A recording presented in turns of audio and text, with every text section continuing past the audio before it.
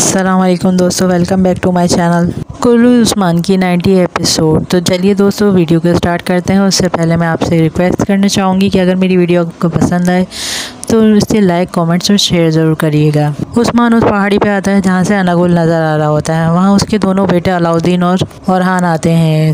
उस्मान कहता है, बेटो जो सामने नज़र आ रहा है वो अनागुल किला है, इसे गौर से देखो और एहतियात से, क्योंकि सबसे पहला हमला हम इधर ही करेंगे और इसके बाद कैशिश पहाड़ों के पीछे बरसा छुपा हुआ है, उसके पीछे कुसुम दुनिया और उसके पीछे पूरा जहान। तुम इस मकसद को अपने बच्चों के हवाले करोगे जो मैंने अपने बाबा से लिया है, और वो उसे अपने बच्चों के हवाले करेंगे, और इस तरह हम रियासत बनेंगे और हम अपने घोड़ों को कभी नहीं रोकेंगे। मेरे बेटों, हम घोड़ों पर पैदा हुए हैं और हम घोड़ों पर ही मरेंगे। घोड़ा हमारी आरजू है और हमारे पर है, और जब हम अपने घोड़ों पर सवार होते हैं तो हमेशा आगे बढ़ते हैं। हमें हमेशा फतूहात की हसरत होती है और हमेशा हम हर वक्त तैयार रहते हैं। हमें आगे ले जाने वाले दो पर हैं। और हान बताओ, इसमें से पहला पुर क्या है? और हान कहता है, निज़ाम आला का मकसद बाबा, इसका मकसद है अल्लाह का निज़ाम पूरी दुनिया पर नाफिज करना। उस्मान अलाउद्दीन से पूछता है, दूसरा पर क्या है बताओ? अलाउद्दीन कहता है, अल्लाह के कलमे की सरबुलंदी। उस्मान कहता है, हम इसी मकसद के लिए अपनी तलवारें खींचते हैं। उस्मान कहता है, जब तक पूरी दुनिया में इंसाफ का निज़ाम नहीं आ जाता और जब तक आ बढ़ने वाला एक भी मजलूम बाकी नहीं बचता, हम जालिमों से लड़ते रहेंगे। उस्मान अनागुल किला की तरफ पलटता है और कहता है, बेटो चलो अपने मकसद की तरफ आगे बढ़ो।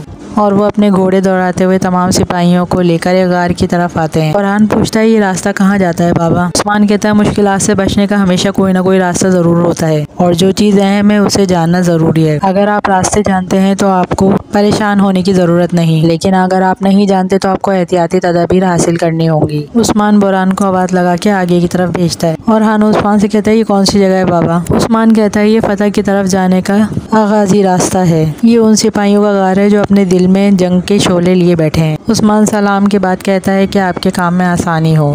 दाऊद उस्ताद। उस्मान उसके बेटों को खुशामदीद कहते हैं। उस्मान कहता है, क्या अहवाल है दाऊद उस्ताद? नक्शे की तरफ उस्मान को लेके जाते हैं। कहते हैं, मैंने सारा हिसाब लगा लिया। मंजी के इस तरह किले की तरफ लगाई जाएंगी, वो किले की दीवारों और दरवाजों को तबाह कर देंगे। उस्मान कहता है कि इतनी मंजिकों की तादाद काफी होगी? उस्ताद कहते हैं, अल्लाह के हुक्म से काफी होंगी। उस्मान कहता है, तेज तूफान की अचानक आमद पर कहीं इसकी बौलें हम पर तो नहीं गिरेंगी? उस्ताद कहते हैं, हवा का मुकाबला करने के लिए मैंने इन गेंदों को मजबूत बनाया है। अगर अल्लाह के फरिश्ते हमारी मदद करें जिस तरह इन्होंने बदर के सिपाहियों की मदद की थी, कोई हवा हमें नहीं रोक सकेगी। सब कहते हैं, इंशाल्लाह। उस्मान कहता है, अगर बदर के शेरों जैसा ईमान हो तो फिर फरिश्तों का लश्कर हमारे साथ खड़ा होगा। कौनूर आता है और उस्मान को बुलाता है। उस्मान कहता है, कौनूर मुझे बताओ। कौनूर कहता है, जैसा कि आपने हुक्म दिया था, जहर कोताह मालूमात इकट्ठी कर रहा है। वो अभी अनागोल में है। कुसुम दुनिया से असला और रूमी आग लाने वाला कारवां अनागोल के पहुंचने वाला है, लेकिन जहर कोताह का कहना है कि अगर हमने इसको ना रोका तो ये किले की फतह में परेशानी का बायस बनेगा। उस्मान कहता है, गिदड़ नगोला, हम जल्द से जल्द इस पे हमला करेंगे। कुरान कहता है, क्या कारवां पर हमला करने से अमन नहीं खराब होगा? कौनूर कहता है, वो कारवां असला लेकर आ रहा है मेरे शहजादे। अगर वो हमसे जंग करने की कोशिश करेंगे क्योंकि हमने कारवां पर हमला किया है, फिर वो अपने किले में हथियार रखने के मुजरिम होंगे। उस्मान कहता है, निकोला को पता भी नहीं चलेगा क्या हुआ है। हम इस पर बिजली की तरह गिरेंगे और वो उनके पीछे भी नहीं आ सकेंगे। फरहान कहता है, हम भी लड़ाई में शामिल होना चाहते हैं बाबा। उस्मान कहता है, ये आपका हक भी है, लेकिन अभी आप इतने हुनरमंद नहीं है कि जंगों में शामिल हों। पहले आप अपने शिकार में साबित कर, फिर मैं तस्लीम करूंगा कि आप जंग में शामिल होने के लिए तैयार हो। फरहान कहता है, फिर हम शिकार पर जाएं। उस्मान कहता है, जुर्रत भी मत करना खाली हाथ आने की। और उस्मान मुस्कुराता है और अपने सिपाही संगोर को कहता है कि इन्हें ले जाओ। कौनूर कहता है, हुजूर सोगुत में जिरगे के बारे में क्या ख्याल है? उस्मान कहता है कि हम वहाँ जाएंगे लेकिन खाली हाथ नहीं, लेकिन मैं पहले जाऊंगा और घात लगाने के लिए जगह संभालूंगा। उस्मान अपने सिपाहियों से कहता है, देर मत करना। कौनूर कहता है, हुजूर आपके साथ किसी को जाना चाहिए। उस्मान कहता है, मुझे अपने घोड़े पर अकेले सवार होने दो। अनागोल किला में ताजिर निकोला को अपना कपड़ा दिखाता है। निकोला कहता है, ये कीमती कपड़ा लग रहा है सीमोन। ताजिर कहता है, ये कीमती है जनाब, ये चीनी रेशम से बना है। ये एक पुराना कपड़ा है जिसका ताल्लुक ससानियों से है। ये मगरिबी रोमन सल्तनत में रोमियों को ढाकने के लिए इस्तेमाल होता है। निकोला कहता है, क्या मैं रोमी हूँ? सीमोन कहता है कि ये रोमी लाशों को ढांपने के लिए इस्तेमाल किया जाता है, लेकिन आप मेरे सामने किसी मुजस्मे की तरह खड़े हैं, आप इससे ज्यादा मुस्तहिक हैं। निकोला कहता है, वो कब पहुंचेगा? सीमोन कहता है, वो रास्ते में है जनाब। निकोला कहता है, तुम जानते हो कि उस्मान के साथ अमन का मुआहदा किया है, किसी को मालूम ना हो ये कारवां कहाँ से आ रहा है और यहाँ आ रहा है। है। तुम समझ गए? सिमोन कहता है मैंने जरूरी इकदाम कर लिए हैं। निकोला कहता है तुम्हें कोई देख ना पाए और तुम्हारे बारे में कोई जान ना पाए, और जल्द ही गवर्नर यहाँ आएंगे। यहाँ तक कि इनको भी नहीं मालूम होना चाहिए कि तुम कौन हो। अब सूफियों वाले अपने कपड़े ले लो और चले जाओ, वक्त ज़ाया ना करो।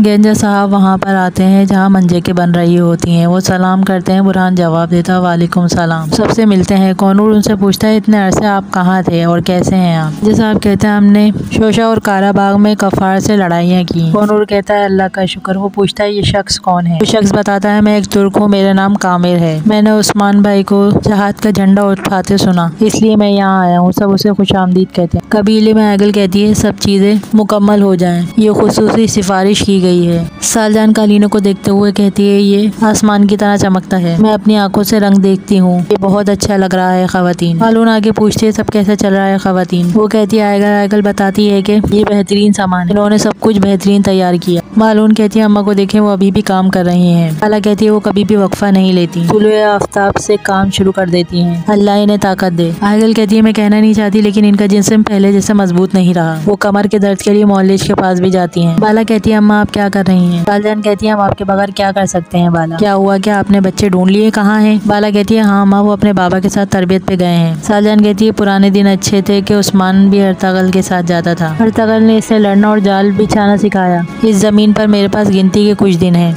मेरे पास आपके लिए मशवरा है, अपने बच्चों को सरदारों की तरह पालो। अच्छी औलाद वालिदैन की मरास होती है। देखो उस्मान ने अर्तगल गाजी के कबीले को खूब बढ़ाया और खूब बढ़ाया। अब बुरहान और अलाउद्दीन हमारे कबीले को इंशाल्लाह परवान चढ़ाएंगे। मंगोलों से लेकर सलेबियों की जंग ने हमें थका दिया बेटी। मुसलमानों ने बहुत कुछ बर्दाश्त किया। अब अच्छे दिनों तक पहुँचने के लिए आपके पास अजीम फराइज होंगे। बच्चों की अच्छी परवरिश करें। सालजान सबसे कहती है जाओ काम करो। सालजान को शदीद खांसी होती है। वो रुमाल पर खून देखती है और उसे छुपा लेती है। उस्मान जहर को से मिलने जाता है। वहाँ वो पहाड़ पे कहता है या अल्लाह मेरी लड़ने की कुव्वत में इजाफा फरमाइए, या अल्लाह मुझे मजीद फतुहात से नवाजें, आप मुझे फतुहात अता फरमाएं। उस्मान उसके बाद कहता है आमीन। इसके बाद जहर कोता है सामने से आता है। जहर कोता है कहता है मैं अनागोल के बाजार में था, सैमोन सामान ला रहा है, वो कुछ देर में सब्ज पहाड़ी के पीछे होंगे। उस्मान कहता है ठीक है, हमें उन्हें देख लेंगे। जहर कोता है कहता है हुजूर वो आ रहे हैं, हमारे सिपाही कहाँ हैं? जब पूरे काफिले पर हम दोनों ही हमला करेंगे। उस्मान कहता है क्या हुआ? जहर कोता है क्या तुम डरते हो? इस रास्ते पे आए क्योंकि मुझे तुम पर भरोसा था। जहर कोता कहता है हुजूर मैं आपके हुक्म पर मरने के लिए भी तैयार हूँ। लेकिन उस्मान कहता है मुझे पुराना जहर कोता याद आता है, वक्त ने तुम्हें बूढ़ा कर दिया। वो जिंदा दिल जहर कोता कहाँ है? जहर कोता कहता है हुजूर मैं तूफान बनूंगा और खुद ही इन पर हमला करूंगा। आप इस रास्ते पर इसलिए आए क्योंकि आपने मुझ पर भरोसा किया, तो मैं इस दुनिया को इनके लिए जहन्नुम बना दूंगा। उस्मान कहता है माशाल्लाह जहर कोता। इतने में तमाम सिपाही घोड़ों पर वहाँ आते हैं। उस्मान हंसकर जहर कोता से कहता है अब तुम जाओ। जहर कोता कहता है जैसा आपका हुक्म। आमिर उस्मान को देखकर कहता है कि ये इतने ही बहादुर हैं जितना सुना था। उस्मान कहता है सिपाहियों मोहब्बत के लिए 3-40, क्या आप सब जंगों के लिए तैयार हैं?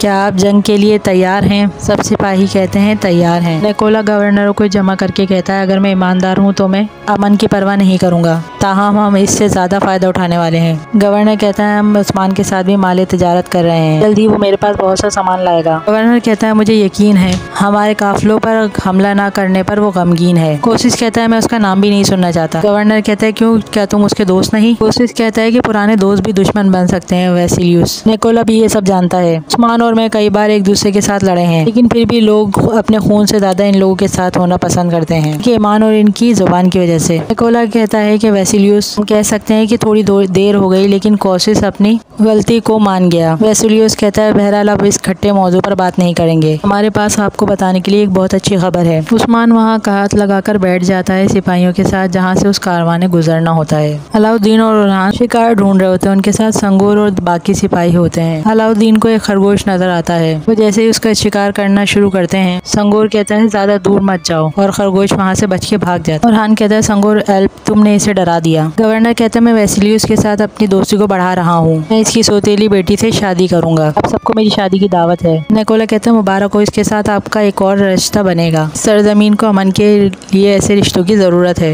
वैसिलियस कहता है अमन बहुत जरूरी है, आप ये भी अच्छी तरह जानते हैं इस जमीन पर हमारे अलावा और भी बहुत से लोग रहते हैं, इसी वजह से हमें इनके साथ भी अमन कायम रखना जरूरी है। निकोला कहता है मेरा ख्याल है ये तुर्कों के बारे में बात कर रहे हैं। निकोला कहता है हम काफी अरसे से इन जमीनों पर तुर्कों के साथ अमन से रह रहे हैं, क्या नहीं रह रहे? वैसिलियस कहता है रह रहे, लेकिन ये शादी हमारे लिए हमारे ताल्लुकात को मजीद मजबूत करेगी और इसी वजह से मैं तुर्कों को भी दावत दूंगा, तुर्गुत, बारकन और उस्मान और तमाम अजीम कबीले के सरदारों को। निकोला कहता है ताकि हम सबके दरमियान अमन कायम रहे। कोशिश कहता है बहुत खूब, आपने वाकई बहुत अच्छा सोचा, लेकिन आपने मुझे पहले क्यों नहीं बताया? काश आप मुझे तुर्कों के बारे में पहले बताते गवर्नर, क्या मैं इनसे ज्यादा दूर हूँ? गवर्नर कहता है ऐसा मत सोचे कोशिश, सब कुछ अचानक हुआ है, बस सूरत दीगर आपको सबसे पहले पता चलता। कोशिश कहता है जसीन तुम जानते हो कि तुम्हें मैं अपने भतीजों से ज्यादा प्यार करता हूँ, लेकिन फिर भी मैं तुमसे नाराज हूँ क्योंकि तमाम तैयारियां जल्दबाजी में हुई हैं। मैं लोगों को ये कहने नहीं दे सकता कि कोशिश जसीन की शादी में खाली हाथ आया था। कोशिश कहता है माफ कीजिएगा हजरत, मुझे अभी जल्दी है। कारवां वहाँ से गुजर रहा होता है जहाँ पर मान और उसके सिपाही घात लगाए बैठे होते हैं। कामिल उसे इशारे में सीटी बजाकर उनके आने की इत्तला देता है। उस्मान और सिपाहियों को वहाँ पर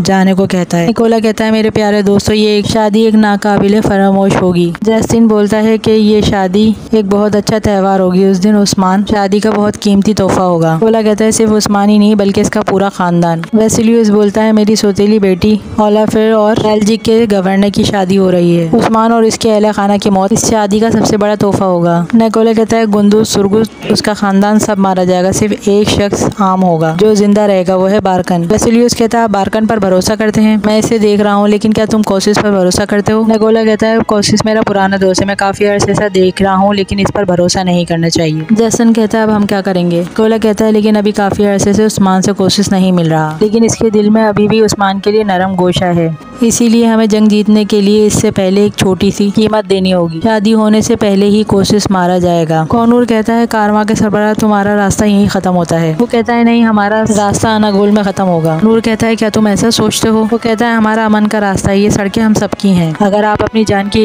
हिफाजत करते हैं तो फिर हमारा रास्ता रोकना बंद करो। कौनूर कहता है तुम्हारा माल और तुम्हारी जान अब हमारे रहम करम पर है। ताजिर कहता है मैं ऐसे मामलात में बात कर अपना वक्त ज़ाया नहीं करता जहाँ पर लड़कर मुझे मामलात को हल करना पड़े। ताजिर कहता है फौजियों हमें तुर्क का खून बहाए काफी अरसा हो गया। हमला, बुरहान ताजिर को तीर मारता है। उस्मान के सिपाहियों को लड़ता देखकर ताजिर भागता है, उसके पीछे दो सिपाही होते हैं। उस्मान झाड़ियों से निकलकर उस ताजिर को पकड़ लेता है। उस्मान पीछे दो सिपाहियों को आता देखकर ताजिर के मुंह पे एक मुक्का मारता है और कहता है इंतजार करो, और वो दोनों सिपाहियों को खत्म कर देता है। उस्मान कहता है सिमोन तुम अपना सामान छोड़कर कहाँ भाग रहे थे? तो तुम तुर्कों को मारने के लिए हथियार ला रहे थे, क्या तुम अमन खराब करना चाहते हो? लेकिन वो वाहिद जगह जहाँ तुम भाग कर जाओगे मेरा गजब होगा। सिमोन कहता है मुझे मार। उस्मान कहता है नहीं, तुम जिंदा रहोगे, तुम निकोला को बताओगे कि मैंने कारवां पर हमला किया, और वो समझता है कि हमने अमन में खलल डाला, फिर उसे बताना कि मैं तलवारों को सबूत के तौर पे इस्तेमाल करूंगा, अगर इसमें हिम्मत है तो मेरा सामना करे। वो सिमोन को फेंकता है कि जाओ। इस एपिसोड को पूरा देखने के लिए मेरी वीडियो का पार्ट 2 देखें। अगर वीडियो अच्छी लगे तो इसको लाइक, कमेंट्स और शेयर जरूर कीजिएगा। फिर मिलेंगे अपनी नेक्स्ट वीडियो के साथ। अल्लाह हाफिज़।